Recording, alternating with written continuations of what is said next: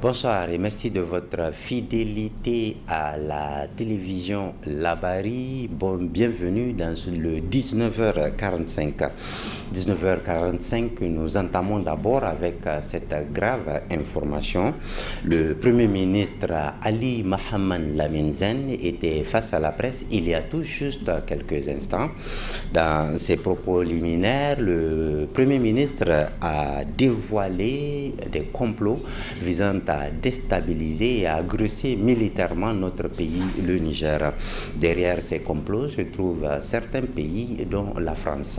Je vous propose de suivre à ce propos Ali Mohamed Lamine Zen. Vous avez aussi suivi il y a quelques jours une vidéo qui a secoué un homme de service d'un pays, la France, dire qu'ils acceptent le principe que leur ambassadeur parte. Leur ambassadeur est parti. Pendant plus d'une dizaine de jours, nous avons été en contact avec les autorités de ce pays. Contrairement à ce que le chef d'État se plaisait à dire, nous étions en contact. Nous sommes parvenus à assurer le départ, l'expulsion de cet ambassadeur qui, vous savez, a manqué de respect à notre peuple. Et le deuxième élément sur cet aspect, c'est le départ des troupes françaises, comme vous savez, qui sont à la base aérienne. Je ne vais pas revenir sur les accords dénoncés, mais c'est notre pays. On dit il faut partir. Il faut partir. Et aujourd'hui, ce que dit ce spécialiste en charge de la sécurité, dont tout le monde a vu, que d'accord, nous allons nous organiser à déstabiliser le Niger. Il a dit clairement, tout le monde a vu. Et ils ont commencé, malheureusement, avec la complicité de certains de nos compatriotes, que tout le monde connaît. Mais ce qui est arrêté aujourd'hui, c'est l'une des raisons d'ailleurs pour laquelle il fallait qu'on s'entretienne pour redoubler de vigilance. L'une des voies qu'ils ont trouvées, c'est engager des tueurs à gages, organiser des assassinats ciblés.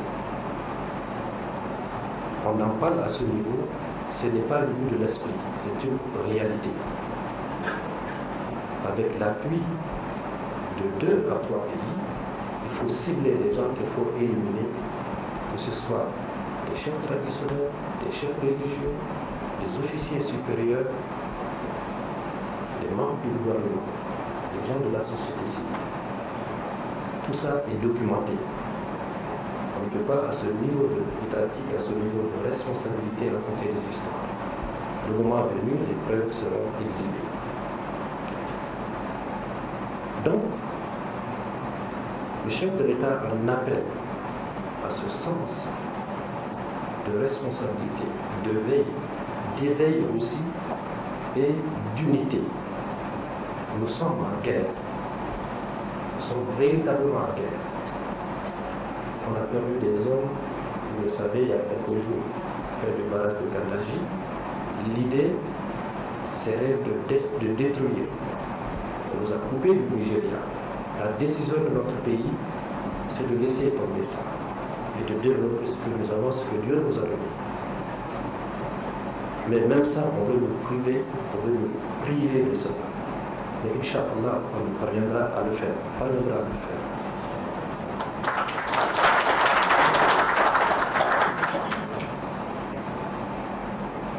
Dieu merci qu'on a une raffinerie aujourd'hui. À l'âme du président Tanja, je me souviens parfaitement quand il disait qu'il nous faut cette raffinerie parce qu'un jour elle servira à quelque chose. Imaginez avec ces sanctions, si on devait importer du carburant pour faire fonctionner ce qu'on essaie de faire, même dans le cadre des délestages que nous faisons. Imaginez. Les terroristes ont, dans la nuit d'avant-hier, hier, je laisserai parler du général Toumba, ont encore, avec l'aide, et ça c'est documenté également, de ce pays, encore lui, assassiné nos militaires. Et ça ne saurait continuer. Il est important qu'on le sache. C'est documenté, c'est documenté. Le moment viendra où ça sera exhibé. Donc, la réponse claire à cela, c'est montrer à la face du monde que nous sommes unis. Nous n'avons pas un autre pays. S'il y a des gens qui considèrent qu'ils peuvent avoir un autre, en tout cas pas nous, nous n'en avons qu'un seul, avec l'aide de Dieu, de toutes les prières, dans toutes les mosquées, dans toutes les contrées, dans toutes les églises que les Nigériens font tous les jours, sans qu'on leur donne le moindre franc, systématiquement organisé par vous les chefs. On vous voit à la télé, on vous voit toutes les initiatives que vous prenez. Avec l'aide de Dieu, notre pays sera sain et sauf. Voilà, la suite donc du Premier ministre Ali Mohamed Lamine Zen, le ministre de l'Intérieur a également donné des précisions sur cette affaire, notamment en ce qui concerne ses aspects techniques. Nous reviendrons en détail sur ces interventions dans nos éditions de demain, mercredi, Inch'Allah. Les femmes engagées pour la sauvegarde de la patrie ont organisé ce matin, mardi matin donc, une rencontre d'échange avec les membres de l'association unique des fondateurs des écoles privées d'enseignement général. Une rencontre qui s'est proposée de débattre des difficultés dans les écoles privées et dégager des pistes de solutions. Assama ou Seydou et Halidou Bourema nous en disent plus. La présente assise marque le début des échanges entre les femmes engagées pour la sauvegarde de la patrie et les membres de l'association unique des fondateurs des écoles privées d'enseignement général, OFEPEJ.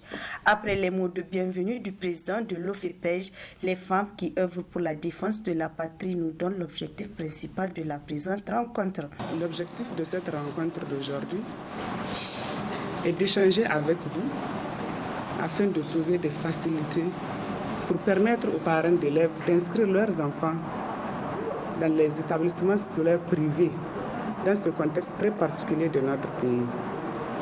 Nous savons tous que le contexte économique n'est pas du tout favorable. Par conséquent, il nous revient à nous, dignes fils de ce pays, dans un élan de solidarité, de nous entraider. Et c'est pour cela que les femmes, les mères et les mères de famille que nous sommes, avons réfléchi et nous avons un certain nombre de propositions que nous voudrons bien vous soumettre afin que nous puissions trouver des solutions idoines pour faciliter l'inscription de nos enfants dans les établissements scolaires. Savoir les frais de scolarité en première position, où nous sollicitons une réduction sur les frais de scolarité dans nos établissements privés. Nous sollicitons aussi que les échéanciers qu'on donne aux parents soient vraiment des échéanciers supportables. Au niveau des charges, qui est le deuxième point, ces charges, nous avons constaté au niveau des listes de fournitures qui sont adressées aux parents, que certains manuels, nous avons pris l'exemple sur le manuel de français. Nous avons vu qu'on demande aux enfants presque tous les manuels de français. Je pense que c'est un peu de trop. On peut réduire à un livre maxi, 2. Parce que si nous analysons les contenus de ces manuels, c'est presque les mêmes contenus. Par rapport au troisième point, nous avons nommé l'adhésion de tout le monde. De tout le monde à cette initiative, parce que nous avons constaté déjà dans certains établissements privés, il y a eu des réductions. Nous remercions ces écoles, ces établissements. Et envers vous, à travers vous maintenant, nous attendons une grande sensibilisation pour les autres responsables des établissements privés pour qu'eux aussi emboîtent les pas. Après des heures d'échange et de partage, une des participantes nous fait le point. Il est ressorti des frais de scolarité que déjà des réductions sont faites sur les jeunes filles, sur les orphelins, les élèves excellents et le nombre d'élèves inscrits par chaque parent. Du point 2, s'agissant de la prise en charge des manuels, une proposition a été faite d'identifier les vrais besoins en manuel et de proposer à l'État de créer une synergie avec les professionnels du livre pour pouvoir consommer nigérien. Au point 3, des échéanciers souples seront aux parents et des engagements seront pris par les anciens. De l'adhésion, une sensibilisation continuelle sera faite auprès des camarades fondateurs sur une réduction forfaitaire des frais et des souplesses pour les paiements des échéanciers. Pour contribuer à la défense de la patrie, le président de l'association unique des fondateurs des écoles privées d'enseignement général s'engage à passer le message avec les autres responsables des écoles.